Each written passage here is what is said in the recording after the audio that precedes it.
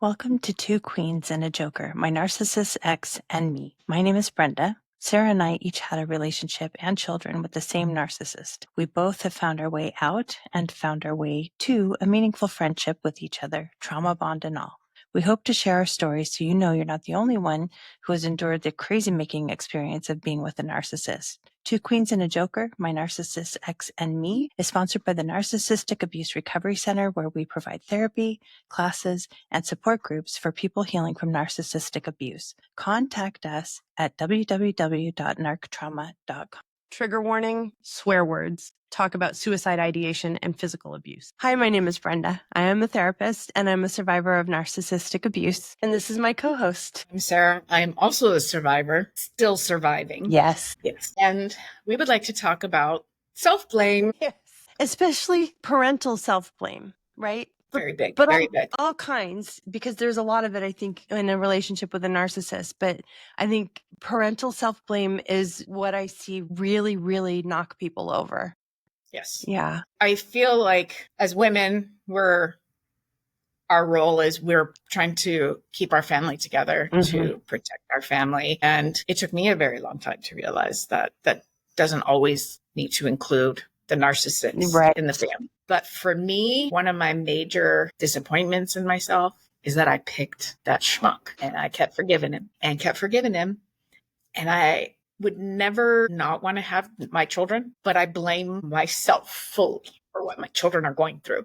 It's my fault because I chose that person and I didn't choose to leave sooner, which put them in harm's way. I wasn't at a point in my life where I saw what I needed to see to prove that I could take my family and support them and keep them safe. I wasn't there yet. Exactly. You weren't there yet.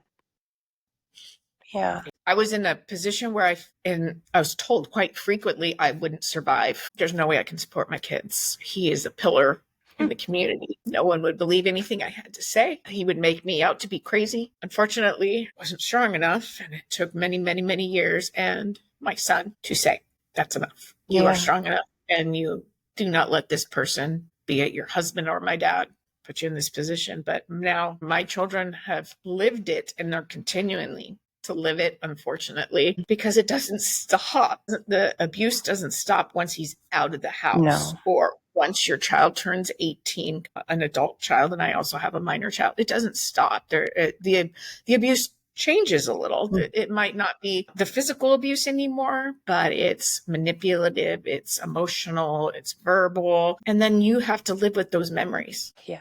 And constantly think, this didn't need to happen to my son if I would have, or didn't need to see that if I would have left. Because she's entering into womanhood, and I don't ever want my daughter to think she needs to endure any form of this, of any kind of abuse. I want her to know she is a strong, independent, vibrant, valuable woman. Absolutely. She doesn't need to go through that. But you are modeling that for her. Now it's just taken so long. And the sad thing, it took my son to tell me. Yeah. I couldn't see it in myself. My son saw it in me. And I think just having that, for him telling me that I was strong enough to protect them as well as myself, it pushed me to the thing where, you know, you're damn right. You're damn right. This is going to stop. Yes. Yeah. And it did. And you took a stand and you made things happen. And that is something to be proud of no matter when it happens. It happened when the time was right. I think you were strong all along. I think you were trying to hold up a family. You were trying to keep a family together. And I don't think, you know, when you're this close to the picture, you can't see the whole thing, right? And you're constantly having something thrown in your face. You're in survival mode. You're dealing with something every day. You don't have the time to kind of expand the view and see the picture, the bigger picture for what it is. And you're just kind of getting through the day, which we just talked about earlier, trying to avoid the rage, right? Yeah. Don't want to set the nuke off. Yep. And I guess I do blame myself. I know I'm not supposed to, but I do blame myself. I don't want you to feel guilty for blaming yourself too. I think be it the mom guilt or survivor's guilt or, you know, just you don't want your children to ever hurt. Of course not. No. And for them, unfortunately, they're tied to this man for the rest of their lives. Yeah. Unfortunately, they can choose. Well, my son can choose right now to see him or not see him. Mm-hmm. Fortunately for my daughter, that's a court decision, which for right now, the court's saying it's not a good thing. Thank goodness. But like I was talking about those Lifetime movies and me sitting there during my marriage and after my marriage, and how stupid you're looking at the TV, yelling at these women for letting these actors abuse them on a movie. But you can't do that in your own home. You don't see that in your own home. But you're like, if that was going on, I'd be all out of here. But you've been groomed in such a way that it's not seen. Right. At least to me, I didn't see it as abuse. I saw it as that's my marriage. Mm-hmm. This is how we work things out. I'm going to cower down and just let him have the conversation. I learned after 20 years that my opinion didn't matter. My thoughts, my concerns, my fears were mine, but they weren't factored in. Yeah. So the blame for that for me is 100% now for my kids. I take that on because if I was where I am now, that wouldn't have happened. If I was who I was as a teenager and a young woman who hadn't met this person, I don't think I would have gone through the same with anybody else. Like the narcissist in him, the grooming that he does, the research of finding out who I am, how I react, how to get me involved to the point that he has it. I mean, like wrapped around his finger. It didn't matter what wrong he did, what crime he did against my family. There was always a reason or an excuse that he said, not that it was ever his fault. No. The excuse was to manipulate, and somehow it was my fault or my son's fault or my daughter's fault that he became so outraged and had to resort to the name calling or the abuse or, but as I'm totally getting off topic, but as women, I feel, maybe it's just me, that it was my job. I have to keep this family together. Yes.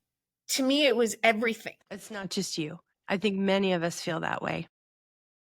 Because you don't want to come from a broken home.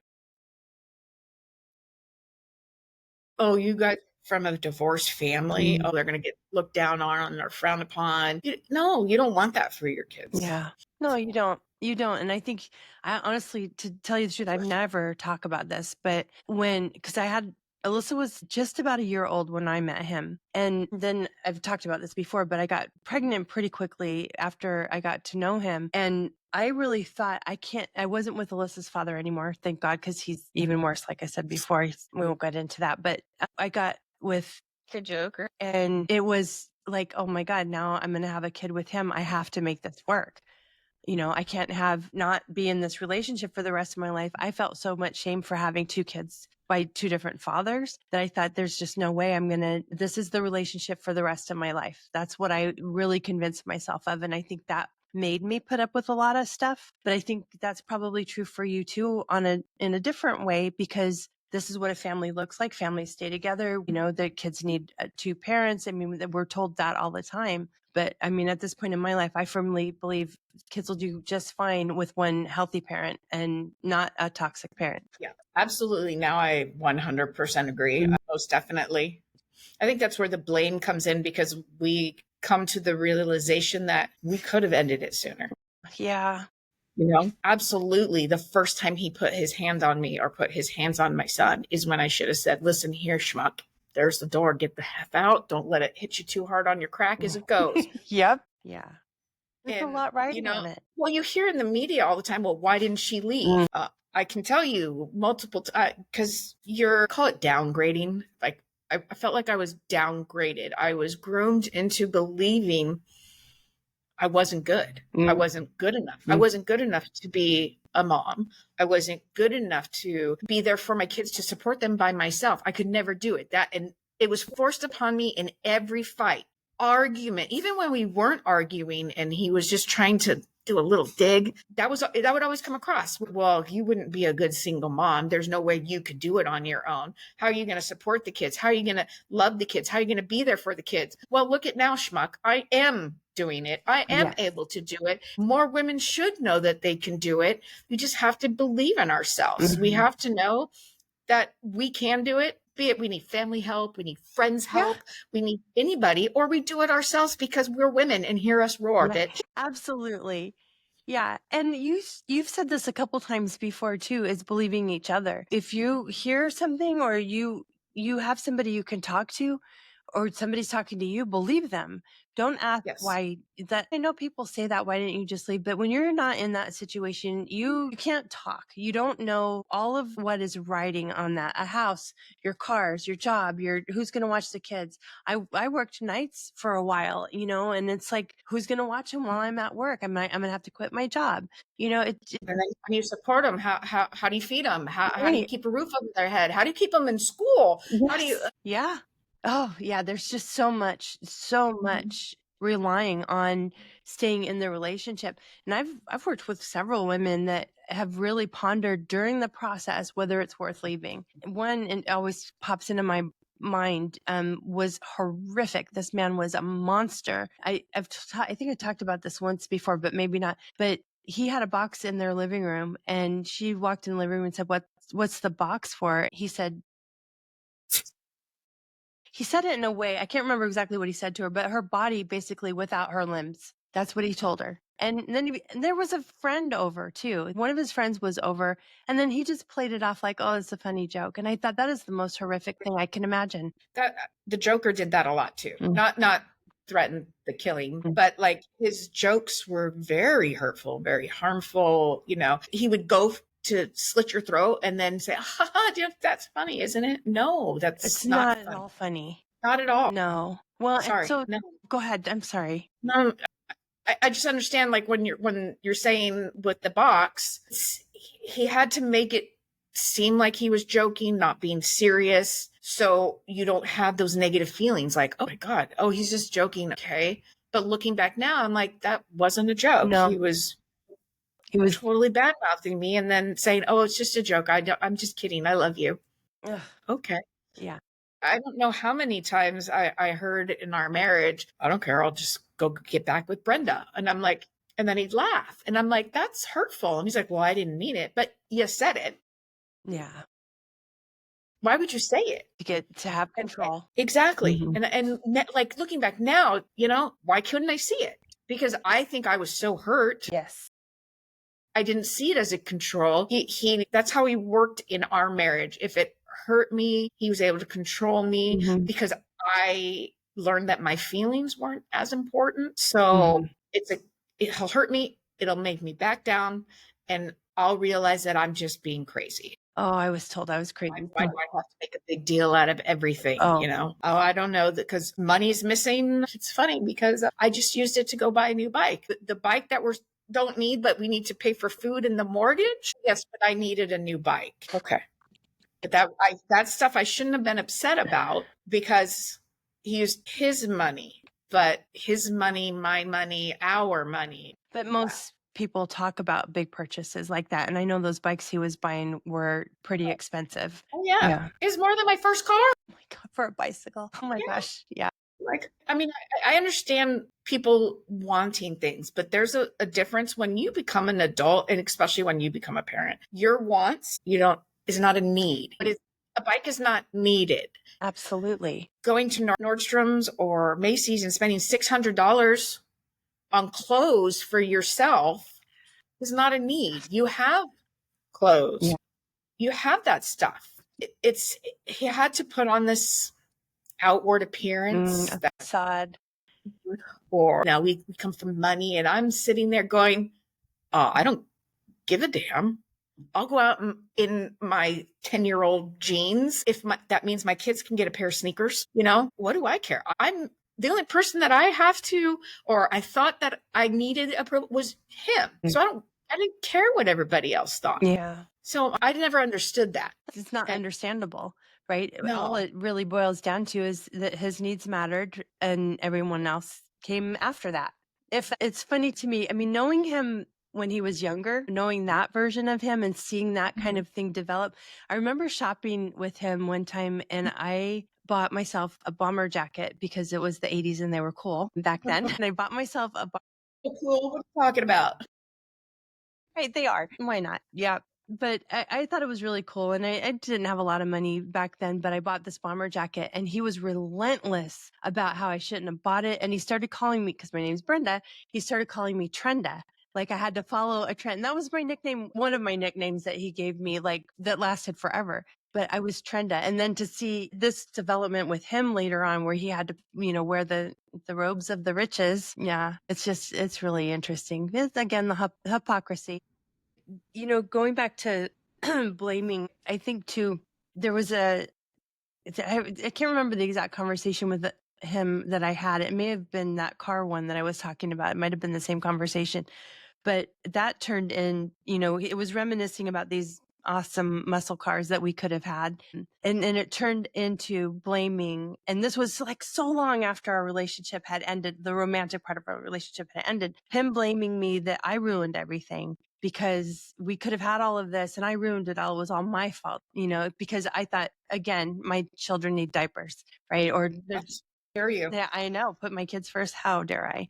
But there's just so much of that, and I saw it get worse and worse over the years, just this entitlement that he had and just the lack of empathy. And there was one day, I won't say who it is, but I'll tell you later, but one of his relatives was really depressed and was reaching out to him. And you may know this already, and was considering ending his life. And I think it happened twice. And the second time it happened, he said, I'm going to just tell him to do it. I'm tired of hearing about it. And that was one of those times where I was like, okay, I need to pull away from you. You are not someone I want to be associated with. But to see him go from just get worse and worse and worse over the years, and just the increase in the lack of empathy is phenomenal to me to watch. And then to hear some of the stories that you've told about your kids and what he's done to your kids, it's just, I'll never understand how a narcissist doesn't have more concern about their own children. It's frightening. He tries to make it seem like concern only so it looks good on him. Yes, exactly. I remember we were in court not so long ago and, he was asked what made him a good father. Well, I have all these pictures of my kids and it's all of us smiling and happy. And I'm thinking in my head, well, of course, are they going to not smile and be crying in a picture to have the nuke go off? Yeah, exactly. No. And I'm not saying that he was bad 100% of the time, because that's not how he worked. Would come out like all of a sudden and the sun would be shining and we'd be happy and it'd be a good day and the roses smelled better than they had in years. Mm-hmm. And like, I'm like, okay, there he is. Yeah. I don't know where he went, but that's the person I married. That's the person I fell in love with. Okay, maybe he was going through something, maybe, whatever. And it lasted years. But now here he is. Yeah. He's back. Loving me, loving the kids, spending time with us, wanting to be there for us. Mm-hmm. Until again, it wasn't. I think that's why, in mine, I'm not gonna say most women, but in my case, why I'm like, okay, well, he has the potential of being what he was. So I can see, okay, let's try to keep the family together. It's my job. Because he's there. He's in there somewhere. Yes. In there somewhere in my deluded brain. His actor was there. Yeah. I couldn't realize that this narcissistic scum of a human being was him, actually. That is. The loving, caring, there for you. That's the actor. That's the mask. They say they wear a mask, and the mask is the kindness person that you see. Yeah. So, well, like when we were talking about the one person at work, but I've heard it from other people, like, oh, well, he seems like such a nice guy. And, he's done Habitat for Humanity. He's helped me move houses. And I said, absolutely. He has a good public image. Mm-hmm. And it's intentional. Yeah. Like his lawyer even said, well, this man has write-ups about being a fireman and of how good he is and the grandeur, and he's Habitat for Humanity and all this stuff. And you're trying to say what a bad human being is. And all I could say was, look, I'm not here to say whether he is a good human being or not. That's your guys' job being in the courthouse. That's the judges. All I can tell you is none of those people lived in my house. Yes. The reporters never came home to my house. They didn't stay with us. They didn't live with us. So no. And the people that had stayed in this house and lived with us, They saw it. but they continue to push the facade of who he is to the public, which is fine, but stay away. Mhm. If that's who you want to be and that's who you want to portray, that's fine. Stay away from me and stay away from the children. They don't need to keep getting pulled into this vicious cycle where, okay, yeah, my dad loves me. And then next thing you know, no, he doesn't. You're in the way right now. Yes. Yeah. He loves you Like, when it's convenient and you're giving him the attention he wants. exactly. The convenient. For sure. I'm glad you brought that up because there's such an important distinction to make there that they aren't abusive 24/7, right? Nobody has the No. capacity to, I mean, they got to rest sometimes, right? But there are those moments of sunshine and rainbows, and we are so desperate for that by the time that it happens that I think that is part of the cycle that keeps us stuck in these relationships too. You know, there, and we do that. I remember thinking the exact same thing, like, oh, there he is. That's the guy I knew, you know, especially because I talked about this before, but when, you know, again, it's the studying you, but when we were first together, you like, he was interested in all the same things I was. And, you know, it was like animal rights and I mean, all of in the environment and things like that. And he claimed to be so interested in that. And I thought, yes. And he would tell me we were soulmates and things like that. And I just thought, yep. I mean, he gets it. He gets me. And then the abuse would happen. And I would say, oh, but that's really who it is. It's that person that really gets me like nobody else does. We have to remember that that's part of the cycle of abuse and why people stay, why we stayed, why you stayed, why I stayed, because we're waiting for that masked version of them to show up again because we think that's the real person. And that's such an important part of why we didn't leave. And we have to give ourselves much more credit than we give and far less blame because we were duped. Like there was literally like a smoke and mirrors going on to convince us that, you know, they're not really that bad. They are. They are. And he is. And I don't know, maybe you'll come over to my dark side at one point and see there's no hope for him. I don't think there's any redeeming. Don't wish that on anybody. I hear you. We have all been through, and we have been through a lot with this person. We have. I would wish that he would recognize and accept his responsibility and grow as a human being and learn. So maybe one day he could actually have a loving, kind relationship with his children. I don't ever see that happening until he literally opens his eyes and acknowledges who he is and what he's done to all of us. I don't care if he doesn't do it to me, but you need to acknowledge what you've done to the children, what you still are doing to the children. I don't know if that day will ever come. I pray for my children and your children that it will come, but I know in the back of my mind, I have the doubt that it's ever going to happen. Yeah, no, I hear you. And I would love for that to happen. But I honestly, my kids are older than yours. They're in their 30s. And I doubt they would trust it if he even tried, you know, was able to climb that mountain, which I don't mean to be a Debbie Downer, but I have no faith that that will happen. You said so many times, I'll be better. I won't get so angry. I'll listen. I'll be there for you guys. That it is truly hard to ever believe that he would change. I just have that little tiny little sliver of hope. Yeah. And let me tell you, it's fading. It is fading. And I feel bad for myself for thinking that because I don't ever want to think bad about any human. Yeah. And don't get me wrong, I think bad about him. But what gives me hope is that there's that little tiny grain of salt that possibly he can realize who he is. Yeah. Do it for his children. That would be lovely. That would really be lovely, even if the children didn't accept him, but just for himself to do that, like you said, so he could maybe understand what a kind relationship is. Although he's destroyed so many people, I don't care if he ever gets any of that. And I know that's probably a heartless non-therapist thing to say, but I have no empathy for him. I feel like, I have empathy for what I know he's experienced in his life. I know his younger life was horrible.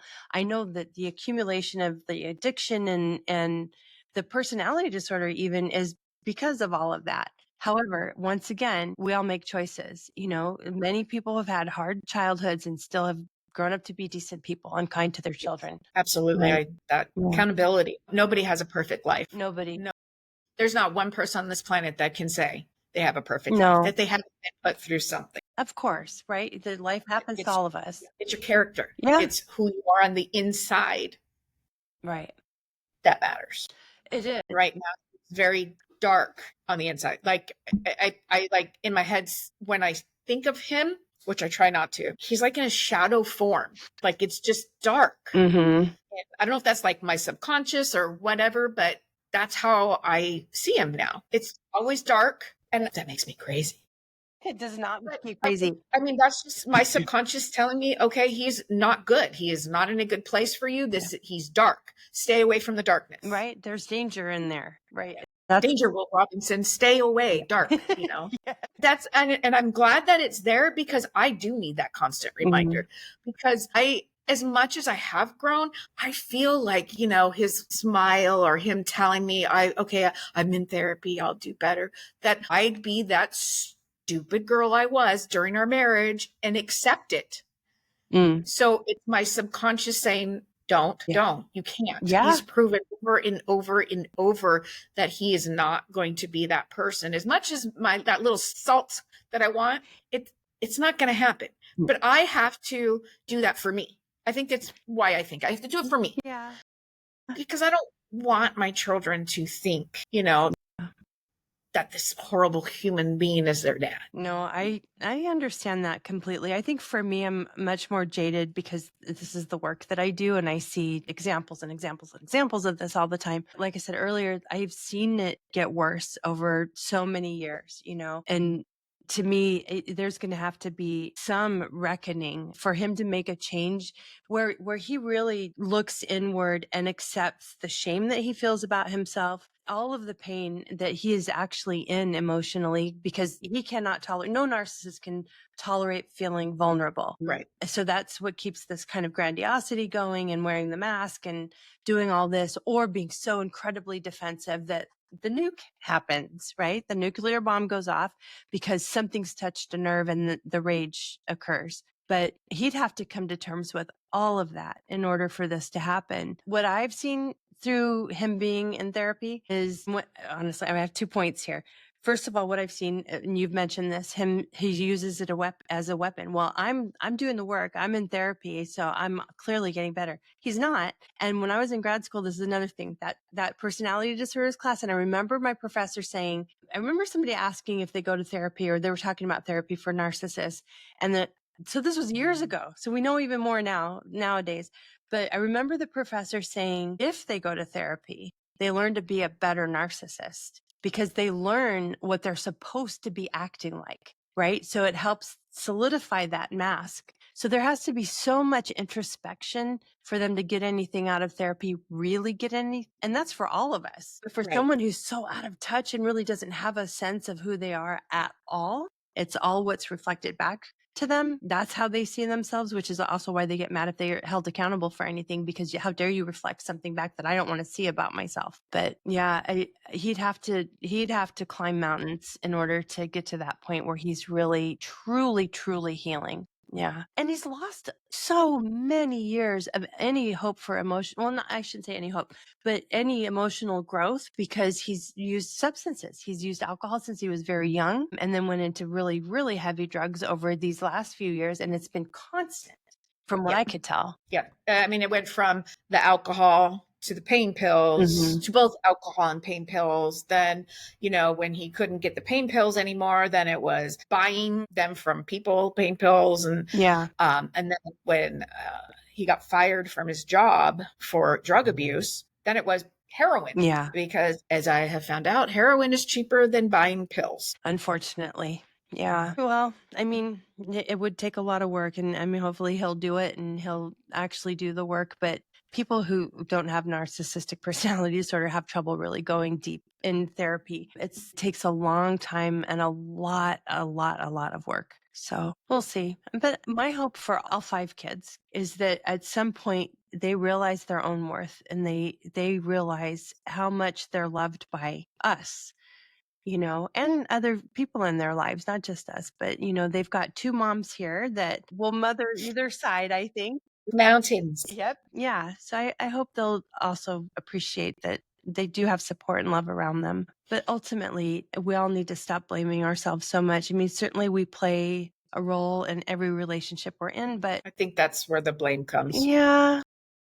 Yeah. As much as you're structured to be a certain way, and then you're evolved into this reclusive, no friends. Yes. He's the main source. That's what you blame yourself more, because you weren't that person. Yeah. I don't think anybody is that person. You're molded into that person, and you forget that you are this strong person. Yeah. You are brilliant. You have a heart. You have thoughts, and that's okay. Yes. Yeah. Interests of your own that don't include him, and that's okay. Have all those. Yeah. Even in a marriage, you should have that. And you should be able to have a different perspective. You should be able to have different opinions, different views. It is not normal to 100% of everything should not equal each other. There's no 2 people. I mean, then just date a clone. Yeah. Absolutely. I mean, you couldn't even do that, because one day you're different from the next day. Exactly. Humans so wonderful, Yeah. But if we, as the survivors, I think if we were taught earlier, maybe not to give away who we are. Yeah. Because they, like we have said in another podcast, they're drawn to people that are empathetic. Yes. That just give and want to give, and it hurts people it hurts me when I can't help, and it draws them in, and because then you become their primary feeding source. Yes. So yeah. Well, and they look for what they don't have in themselves. And maybe as the years go, and what they'll start, in high school or whatever, maybe start talking about it, how to be a strong person, to be your feelings, keep them. Yeah. Love yourself. Yes. If your gut is telling you something, there's a reason you're thinking it. There's a reason you're feeling it. And don't, because it is very hard to get back. And going through the surviving, I'm getting there, and I know I have to get all back. And I don't think if surviving being with a narcissist, if I will ever be able to be where I was before, because I will always have that self-doubt about myself, but I am 100 times better than where I was a couple of years ago. And thank you, because you are my support. I'm happy to be. But I wish that for women, or even men, because women can be narcissists too, we could be taught that in school, not just like, here, watch this 30-minute episode, be a good person, No. Explain that this type of behavior, this is what happens. This is what they do to you. They take away your self-worth. They take away your opinions. They take away your feeling, your gut. They take it away and make it into theirs. Yes. Oh my gosh. So true. You just said something. I was just thinking this, like, if I could only say one thing to a survivor of narcissistic abuse that asked me, like, what should they do?